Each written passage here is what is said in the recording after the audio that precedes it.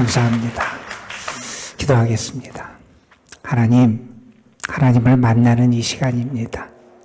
우리의 마음이 정결하게 하시고 악이 우리에게서 떠나게 하시고 거룩한 심령으로 주를 찾게 하여 주시고 부족한 우리를 찾아와 주시고 만나 주시고 안아 주시고 사랑한다고 말씀해 주시고 우리를 주의 능력의 손으로 빚어 주시고 우리를 사랑하시는 하나님을 경험하는 은혜를 더하여 주옵소서. 세상에 줄 수 없는 위로가 우리에게 임하기를 소망합니다.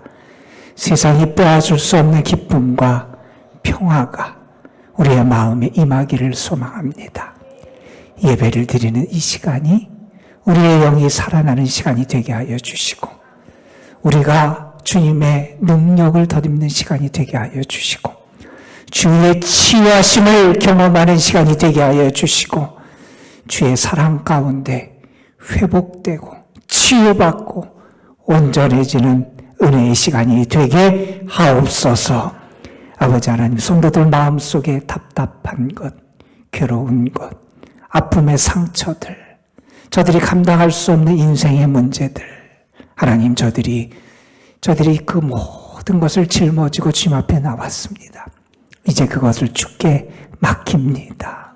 주님, 우리의 짐을 대신 져주시고 우리의 죄악의 짐을 대신 져주시고 우리의 죽음의 짐을 대신 져주신 주님의 그 놀라운 사랑이 무거운 짐으로부터 우리를 자유하게 하시는 은혜로 나타나게 하여 주옵시고 예배를 통하여 영적인 자유, 영적인 기쁨, 영적인 참 해방의 은혜를 누리게 하옵소서. 하나님의 말씀을 전하고 듣습니다. 말씀을 통하여 주를 만나게 하여 주시고 말씀을 통하여 더 깊은 믿음의 자리로 나아가게 하여 주옵소서. 부족한 것을 주께서 가르쳐주실 줄 믿사옵고 우리 구주 예수 그리스도의 이름으로 기도드리옵나이다. 아멘. 우리는 사소한 일에 목숨을 건다 라고 하는 아주 유명한 책이 있어요. 사람들이 중요한 것보다는 사소한 것 때문에 서로 간에 상처를 입히고 그 삶을 뒤흔드는 일들이 우리 주변에 참 많이 나타난다 하는 거예요. 그 책을 쓴 분이 표현한 것 가운데 이런 표현이 등장해요. 우리는 사소한 일에 상처를 입는다 하는 얘기를 해요. 사랑하는 두 사람이 만나서 결혼도 하고 또한 친분을 나누고 좋은 관계 속에 살아가요. 큰 문제를 만나게 될 때는 서로 기도하고요. 서로 용납하고 이해하는 마음이 생겨서 어려움들을 잘 헤쳐나가드리는 거예요. 갑자기 아이가 아프거나 갑자기 사업에 실패했거나 큰 문제가 닥쳐올 때는 하나가 되는 모습이 나타나는데 언제 상처를 주고 언제 서로 간에 부딪히느냐. 사소한 것 때문에 싸우고 부딪히더라는 거예요. 수건 접는 것 때문에 싸우고요. 치약 짜는 것 때문에 싸우고요. 아주 사소한 것 때문에 상처를 입히는 경우가 많이 있다 하는 얘기예요. 그러면서 그분은 우리가 이렇게 사소한 것에 부딪히지 않는 비결, 해결책을 우리에게 제시하는 것 가운데 이런 얘기를 합니다. 처음 우리가 가졌던 그 처음처럼 행동해라 하는 얘기를 해요.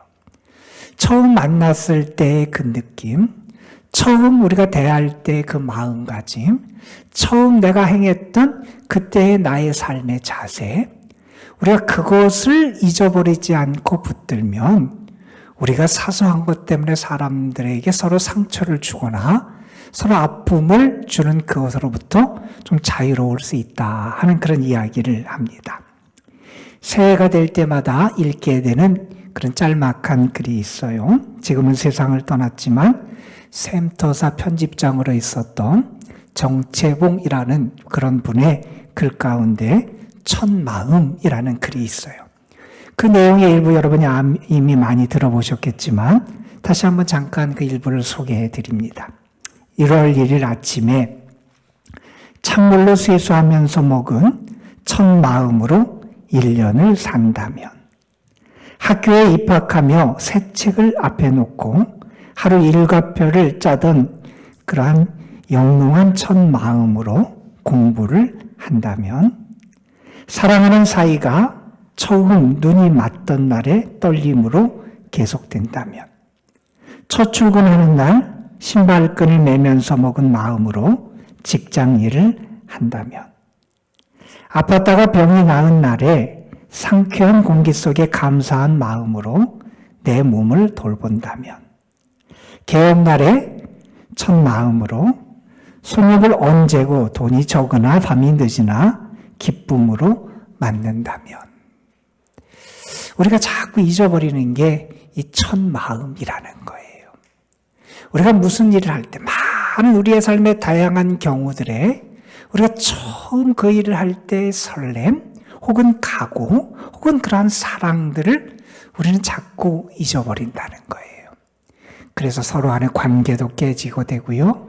우리가 우리의 삶에 임하는, 그래서 열매를 맺는 그러한 모습도 자꾸 부정적인 모습들이 우리의 삶에 나타나게 된다 하는 거예요. 우리가 새해를 맞이하고 새해를 시작할 때마다 첫 마음을 붙잡기 위해서 애써요. 그리고 그것을 잘 우리가 지켜나가기 위해서 또 노력하기도 해야 돼요. 그리고 신앙인은 무엇보다도 주님과의 관계 속에서 내가 주님을 만났던 첫 만남, 그리고 주님과의 관계 속에서 내가 주님께 고백했던 그 첫 사랑, 그 첫 감동, 그 감격을 잊지 않고 살아갈 수 있어야 돼요. 우리가 그 사랑과 감동을 갖고 살아갈 때 내 삶의 모든 것이 사랑으로 역사하는 모습으로 변화되게 된다는 거예요. 여러분, 신앙생활은 무엇보다도 이 사랑의 동기로 해야 돼요. 여러분, 사랑이 없는 예배 지루하고 따분할 뿐일 거예요. 사랑이 없는 봉사 쉽게 지치고 말 겁니다.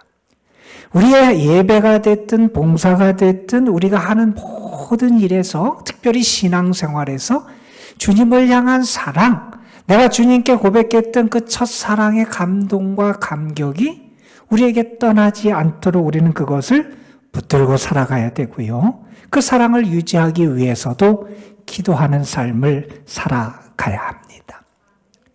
여러분 삶에서도 아마 중요한 장소들이 있을 거예요. 우리가 예수님 그리고 그분의 사역에 대해서 생각할 때 중요한 장소들이 있어요. 예수님께서 태어나셨던 베들레헴, 예수님께서 자라셨던 나사렛, 그리고 예수님께서 세례를 받았던 요단강, 예수님이 금식하시고 시험을 이기셨던 유다 광야, 그리고 예수님이 첫 사역을 시작하셨던 갈릴리 지역, 그리고 예수님께서 십자가에 달리시고 부활하셨던 예루살렘, 우리 예수님과 관련돼서 중요한 지역들이 많이 있어요. 그런데 오늘 말씀은 그 지역 가운데 갈릴리라고 하는 곳에서 벌어졌던 한 사건을 우리에게 소개해 주는 그런 말씀이에요. 갈릴리는 예수님에게나 예수님을 따르던 사람들에게 상당히 중요한 장소가 갈릴리라는 곳이었어요. 왜냐하면 그곳에서의 주님과의 만남이 있었고요. 그곳에서 주님의 부르심을 받았고요. 그곳에서 주의 사랑을 경험했고요. 그곳에서 결단하여 주를 따르는 모습이 나타났던 그러한 감격의 장소가 갈릴리였기 때문에 그렇습니다. 우리가 예수님의 제자들과 예수님과의 만남의 모습들을 우리는 알아요. 특별히 오늘 말씀이 베드로에 대한 이야기인데 베드로가 주님과의 첫 만남을 가졌던 그 사건을 우리는 기억합니다. 누가복음 5장이 그 사건을 우리에게 상세하게 소개해 주는데 어부였던 베드로가 어느 날 그물을 싣고 있었어요. 왜냐하면 지난 밤에 혼밤을 새며 수고했지만 물고기를 한 마리도 잡지 못했기 때문에 얼른 정리하고 들어가서 쉬기 위해서 그물을 정리하고 있던 어느 날 그 호숫가에 한 분이 찾아오신 거예요. 그러고 나서 베드로에게 이런 말을 하시는 겁니다. 내가 당신의 배를 좀 이용할 수 있습니까? 이렇게 요구를 하신 거예요. 베드로가 허락을 했어요. 그랬더니 그분이 배에 오르신 다음에 그 호숫가에 있는 사람들을 향해서 말씀을 전하시는 거예요.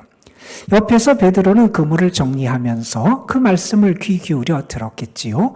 무슨 이야기를 하시나, 저분이 얘기하는 게 뭔가 하면서 귀를 기울였을 겁니다.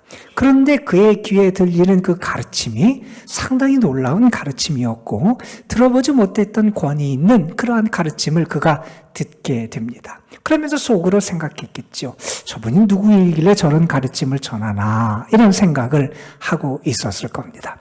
말씀을 다 전한 그분이 이제 베드로를 향해서 이런 말씀을 하시는 겁니다. 깊은 데로 가서 그물을 내려서 고기를 잡으라, 이런 얘기를 하시는 거예요. 베드로는 밤새도록 수고했던 사람이에요. 그는 고기잡이의 경험이 없던 사람이 아니라 갈릴리 호수에서 평생 어부 생활을 했던 사람인데 그 사람이 고기를 못 잡았어요.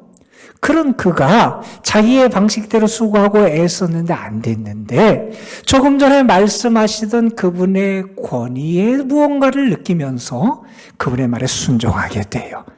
내가 밤새도록 수고하여 잡은 것이 없지만은 말씀에 의지하여 내가 그물을 내리겠습니다. 그리고 깊은 데로 가서 그물을 내려요.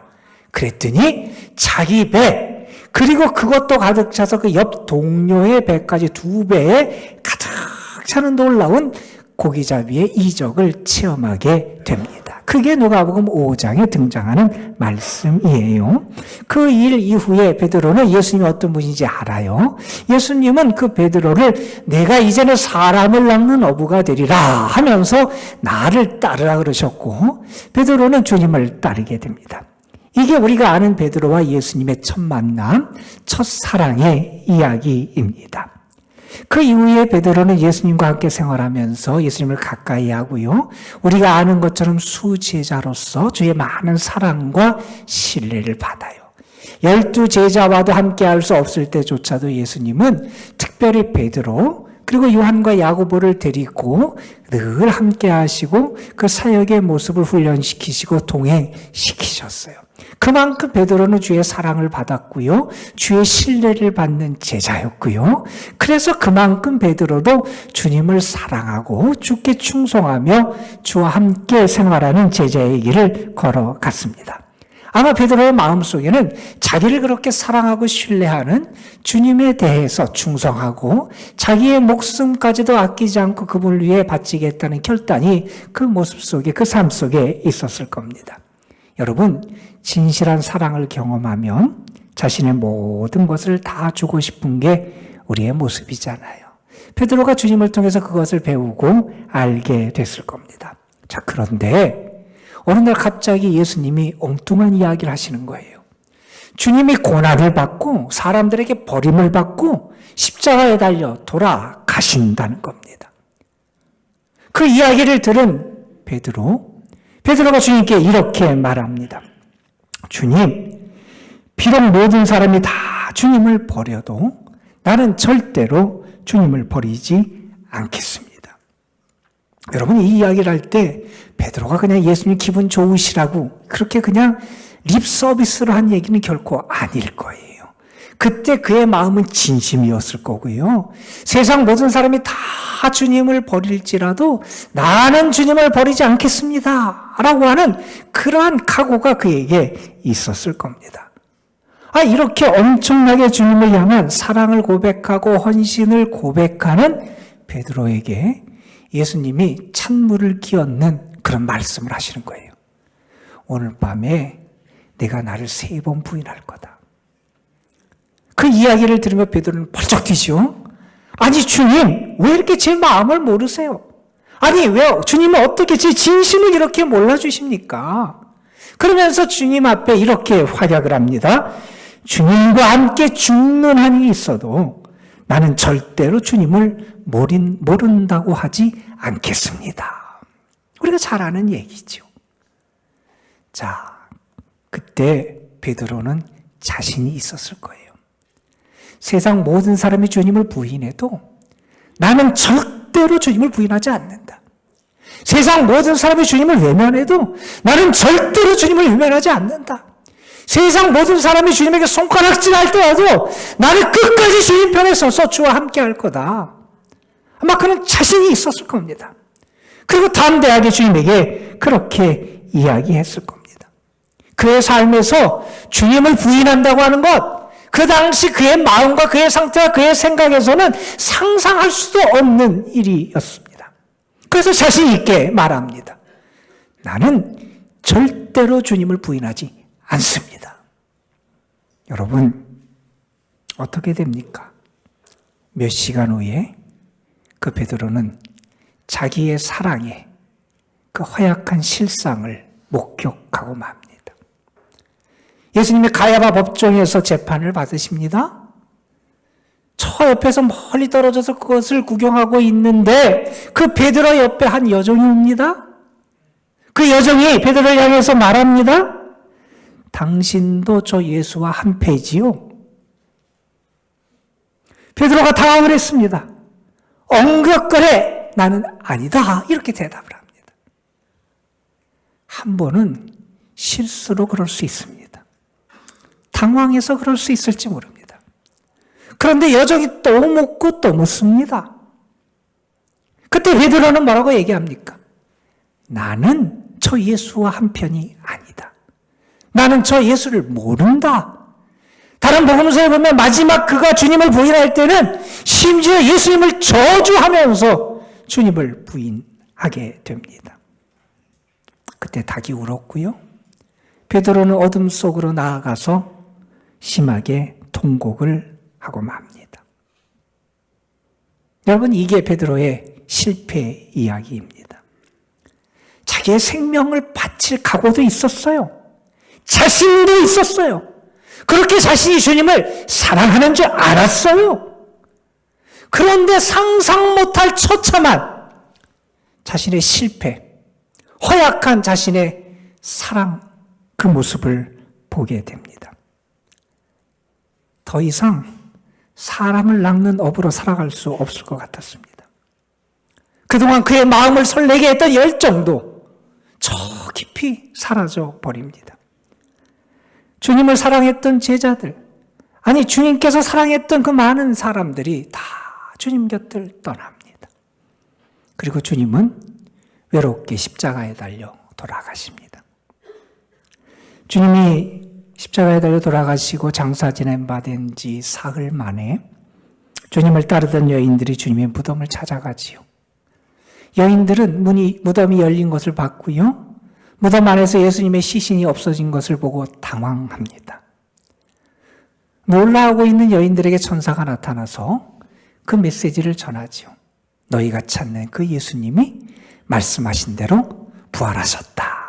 전합니다. 그리고 제자들에게 가서 이 이야기를 전하라 그럽니다. 빨리 가서 제자들에게 이르기를 그가 죽은 자 가운데 살아나셔서 그 제자들보다 먼저 갈릴리로 가시니 거기서 주님을 만날 수 있을 것이다. 그 이야기가 제자들에게 전해지지요. 베드로도 그 이야기를 듣습니다. 베드로와 함께하던 다른 제자들도 그 이야기를 듣고 그들이 갈릴리로 갑니다. 갈릴리는 작은 지역이 아니에요. 여러분, 큰 지방이에요.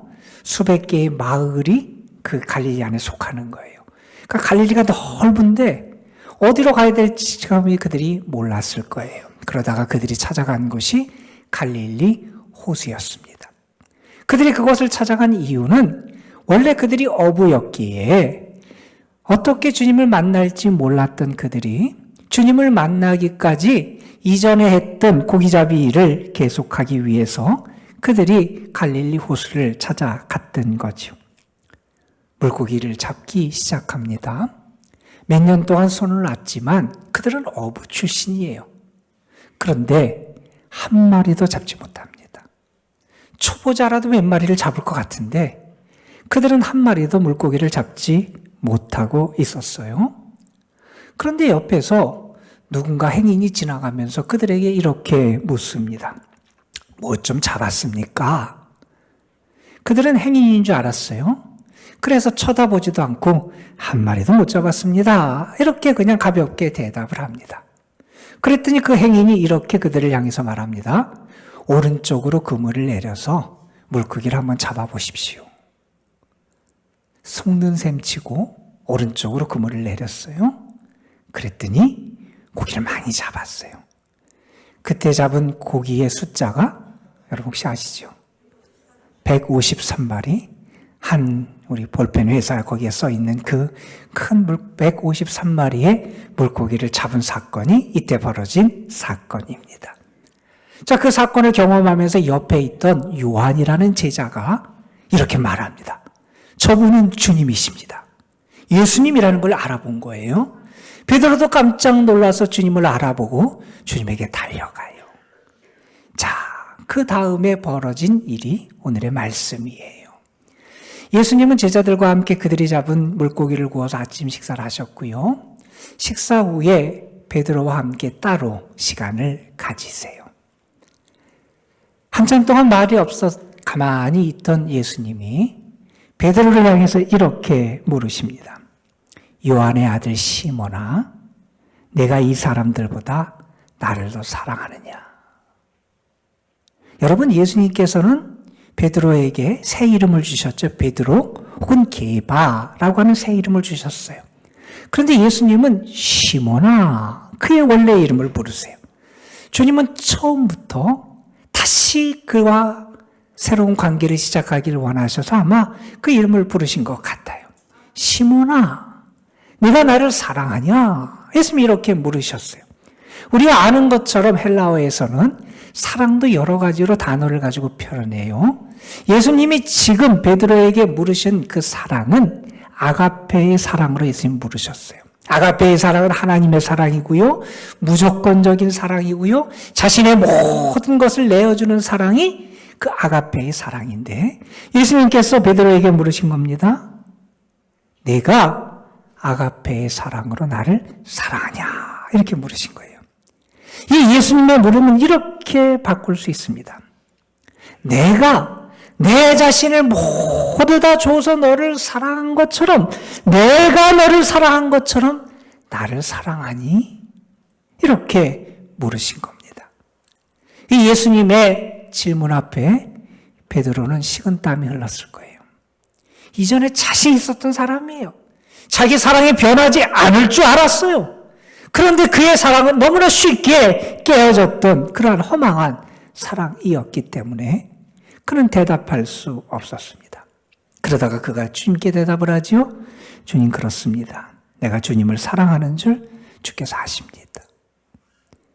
여러분, 그런데 이 베드로의 대답은 무조건적인 사랑을 주님께서 말씀하셨던 아가페와의 사랑과는 다른 사랑으로 대답을 하고 있어요. 필리아의 사랑이라고 말하는데 친구 간의 우정의 사랑, 형제 간의 사랑, 인간적인 사랑으로 대답하고 있는 겁니다.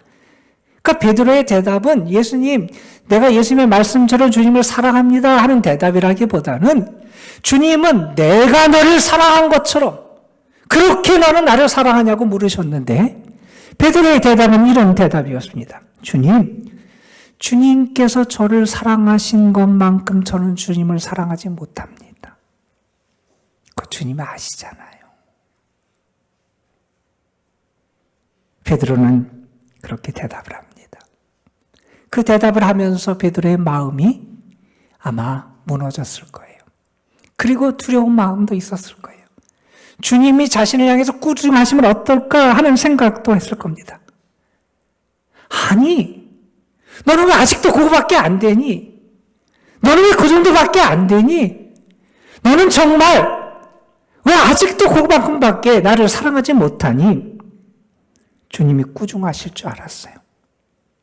그런데 주님은 그에게 내 양을 치라고 말씀하시고 3번 주님을 부인했던 베드로를 회복시키기 위해서 주님은 3번 그에게 동일한 말씀을 전하시지요. 여러분, 베드로의 사랑이 회복되고 치유되기 위해서 그에게 필요한 것은 다른 게 아니었습니다. 주님의 사랑을 아는 거였습니다. 여러분, 그가 왜 주님을 부인하고 실패했습니까? 그때 베드로는 주님의 십자가의 사랑을 몰랐어요, 아직. 주님의 사랑이 어떠한지를 아직 몰랐기에 그는 이전에 실패할 수밖에 없었습니다. 그 베드로를 향해서 주님은 찾아오셨고요. 그에게 지금 무엇을 행하고 계시냐면 십자가의 사랑을 확인시켜 주고 계세요. 내가 너를 위해서 모든 것을 바치면서 너를 사랑했다. 그 사랑을 네가 아니? 내가 그만큼 너를 사랑하고 아낀 것 내가 아니? 내가 나의 모든 것을 줄 만큼 너를 사랑한 것 네가 정말 아니? 주님은 지금 십자가의 그 사랑을 베드로에게 확인시켜 주고 계시다는 겁니다. 여러분, 우리가 다시 시작할 수 있고요. 또한 우리가 단순히 고기를 낚는 어부가 아니라 사람을 낚는 어부로서 주의 부르심에 순종하며 다시 우리의 삶을 시작할 수 있는 길은 다른 데 있지 않습니다. 주님의 사랑을 제대로 알아야 된다는 거예요. 그 사랑을 알아야 되고요. 그 사랑을 품고 있어야 되고요. 그 사랑을 경험해야 우리가 우리의 삶을 다시 시작할 수 있습니다. 여러분, 정말 십자가에서 완성된 주님의 사랑을 여러분은 아십니까? 여러분이 교회에 나올 때마다, 주 앞에 예배를 드릴 때마다, 앞에 있는 십자가를 바라볼 때마다 여러분의 마음이 주님의 사랑으로, 여러분이 그 사랑을 알고 그 사랑 때문에 뜨거워지고 그 사랑에 감사하고 그 사랑으로 기뻐하며 여러분 살아가고 계십니까? 여러분, 어느 분은 그런 얘기를 했어요. 나는 십자가를 볼 때마다 내 가치를 알게 된다. 나는 아무것도 아닌데 그러나 나를 위해서 주님이 자신의 생명을 내어주시고 모든 것을 내어주셔서 나를 구원하신, 나를 그렇게 존귀하고 가치 있게 여겨주신 주의 사랑을 경험하면서 내 가치를 발견하게 된다는 겁니다. 여러분은 이런 얘기를 했습니다. 예수님을 십자가에 매단 것은 못이 아니었다. 예수님을 십자가에 매달려 있게 한 건 못이 아니었다는 거예요.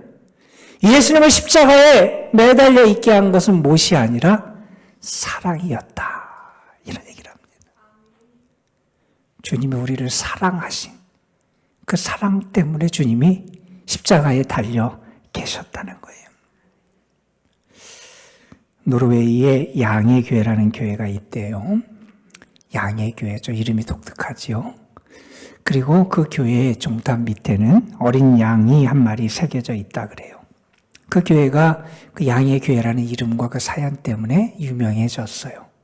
어떤 일이 있었냐면 공사를 하는데 교회 종탑 높은 데 있죠. 종탑 공사를 하는 인부가 실수해서 발을 헛디뎠고요. 그래서 아래로 떨어졌어요. 여러분, 높은 종탑 위에서 떨어진다고 생각을 해봐요. 크게 다치거나 사망하는 사고가 벌어지는 게 그 다음 일일 거예요. 그런데 그 인부가 멀쩡했어요. 왜 멀쩡했느냐? 그때 한 양치기가 양떼를 이끌고 그 밑을 지나가고 있었다는 거예요. 그 인부가 떨어졌는데 어디 떨어졌느냐? 그 양 한 마리 위에 떨어졌어요. 이 사람은 멀쩡했고요. 대신 그 양이 죽었어요. 그 사건을 경험하면서 그 교인들은 어떤 생각을 했냐면 예수님을 생각한 거예요. 예수님이 우리를 살리기 위해서 어린 양이 되셨고 예수님의 그 사랑과 헌신 때문에 우리가 이렇게 살 수 있음을 다시 한번 깨닫게 된 거죠. 그러면서 양의 교회, 그 사건 예수님을 기억하며 그 이름을 붙였던 겁니다.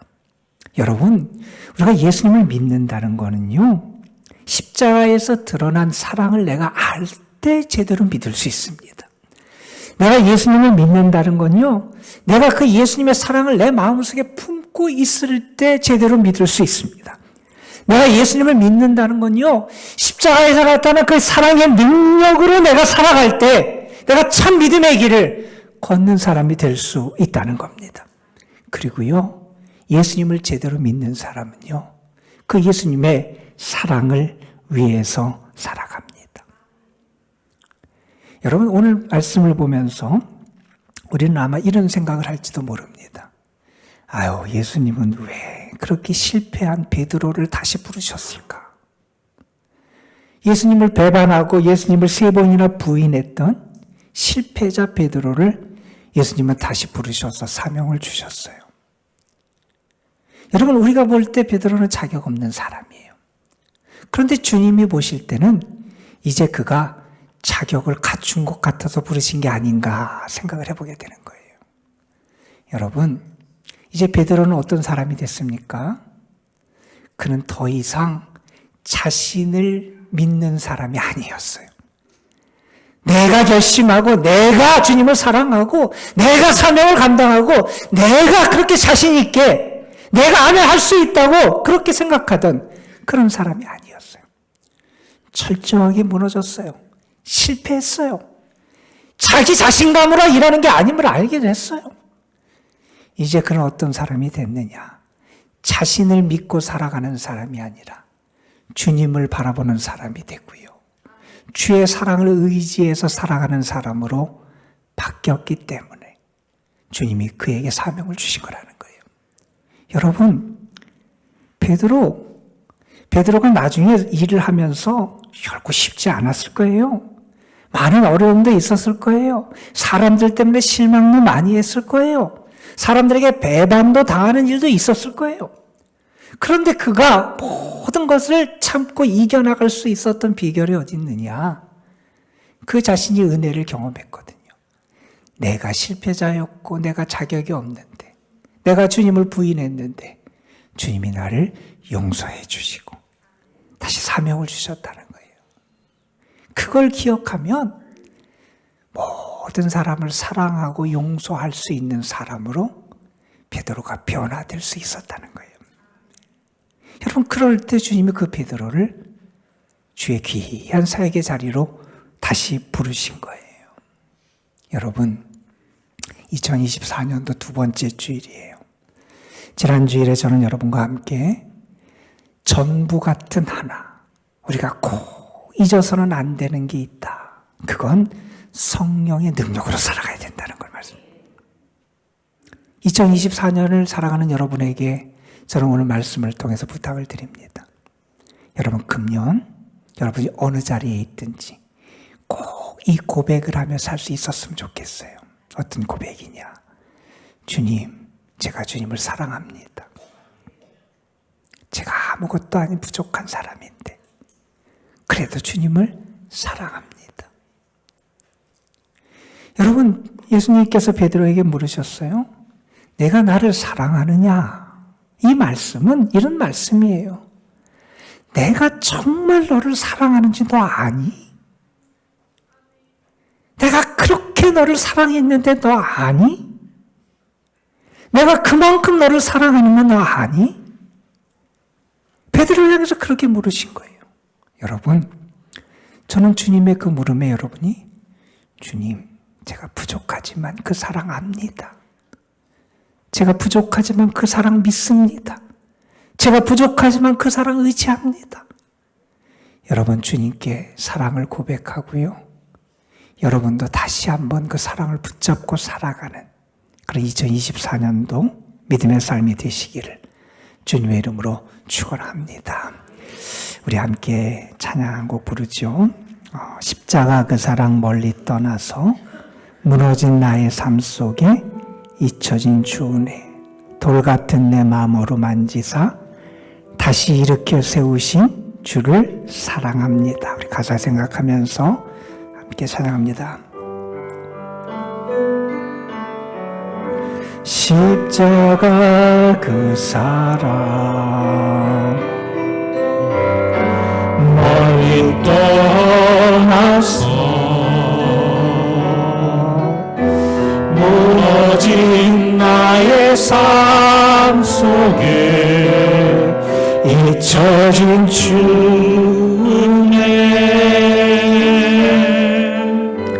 돌 같은 내 마음 어루만지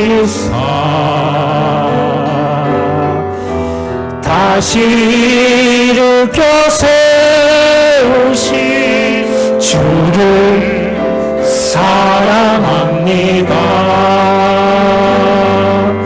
주 나를 보호하시고 날 붙드시니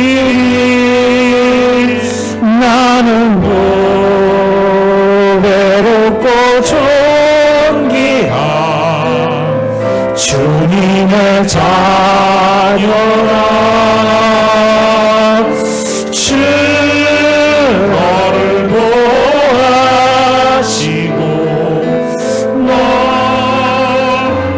붙드시니 너는 외롭고 존귀한 주의 자녀라. 지나간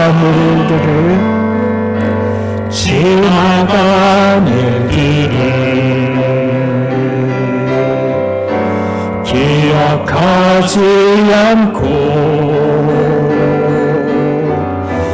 이전에 행한 모든 일 생각지 않으리. 사막의 강물과 길을 내시는 주 내 안에 새일에 하신 주만 바라보리라.